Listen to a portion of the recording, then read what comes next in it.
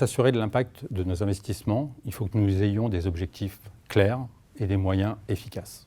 Des objectifs clairs, c'est accompagner la transformation de l'économie pour qu'elle soit plus durable, plus juste. Plus durable, ça veut dire être capable de faire face aux énormes défis environnementaux auxquels nous avons à faire face. En matière de climat, en matière de biodiversité, nous sommes face à des défis qui sont quasi existentiels sur notre mode de développement. En matière sociale, il s'agit en particulier du sujet des inégalités qui fait peser un risque de rupture sur le pacte social dans nos démocraties libérales.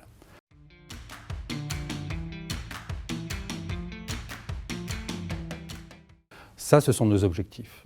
Pour les atteindre, quels sont les moyens que nous avons d'un point de vue investissement ? Le premier des moyens, c'est évidemment l'allocation de capital. Et cette allocation de capital, pour qu'elle soit efficace, il faut qu'elle se fasse sur le maximum d'entreprises dans l'économie. Les grandes entreprises, bien sûr, qui sont en transition et qui vont devoir gérer cette transition dans la durée, encore faut-il que nous soyons capables de sélectionner celles qui ont les politiques de transition les plus claires, les plus ambitieuses, qui ont chevillé au corps cette stratégie de transition. Mais il ne faut pas que nous nous concentrions uniquement sur les grandes entreprises, il faut aussi que nous soyons présents dans le financement de l'innovation, des modèles de rupture, et donc accompagner des plus petites entreprises qui ont besoin de capitaux, de lever des capitaux sur les marchés financiers pour financer ces investissements qui peuvent transformer l'économie de façon plus durable et plus juste.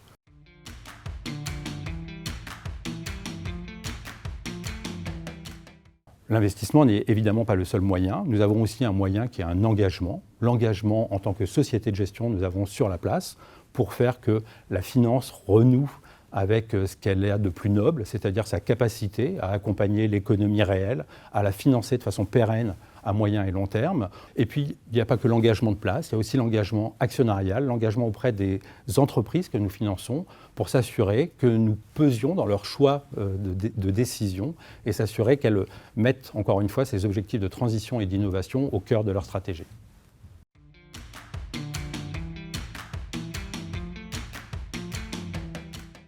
Alors vous avez raison, avoir des objectifs et des moyens clairs, c'est une bonne chose. Être capable d'en rendre compte aux épargnants, c'est encore mieux. Nous avons développé pour l'ensemble de nos stratégies des indicateurs d'impact en matière climatique, avec l'impact carbone de nos investissements qui permet de s'assurer que toutes nos stratégies d'investissement sont alignées avec l'accord de Paris.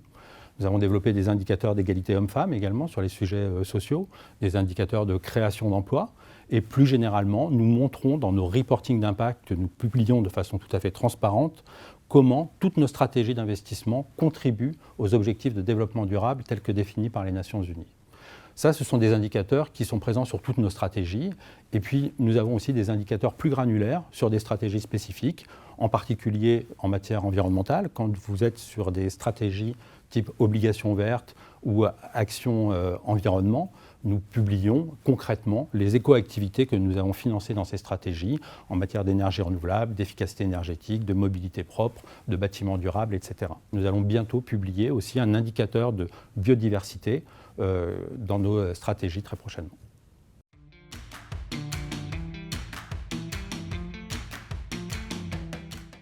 Je pense qu'il y a une première raison pour laquelle les épargnants ont du mal quelquefois à croire que l'impact est réel, c'est le risque de greenwashing dans l'industrie, qui est un risque qui n'est pas propre à l'industrie de la finance, mais qui concerne toutes les industries en général.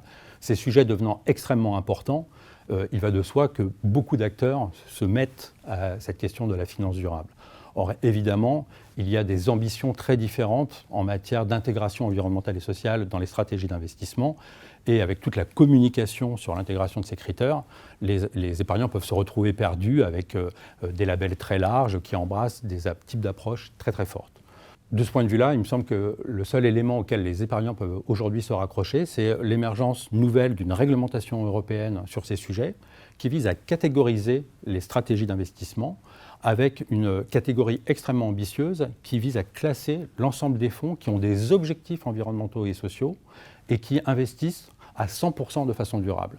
Ces fonds-là sont, dans notre jargon, dit les fonds classés neufs dans la réglementation SFDR, et Mirova ne propose que ce type de fonds. Ce qui veut dire que concrètement, toutes nos stratégies ont dans leur documentation juridique des objectifs environnementaux et sociaux et que nous rendons compte de ces objectifs environnementaux et sociaux dans chacune des stratégies. Et puis il y a un deuxième risque d'incompréhension qui peut être la vitesse de transformation. On est face à des défis sur lesquels on aimerait avancer très vite parce qu'on a cette horloge, ce tic-tac sur les enjeux climatiques notamment, et on voudrait aller très vite. Or évidemment, là aussi, cette transition, elle s'inscrit dans la durée, et donc pour accroître cette vitesse et cette intensité d'impact, il faut plus de finances durables et peut-être un peu moins de scepticisme.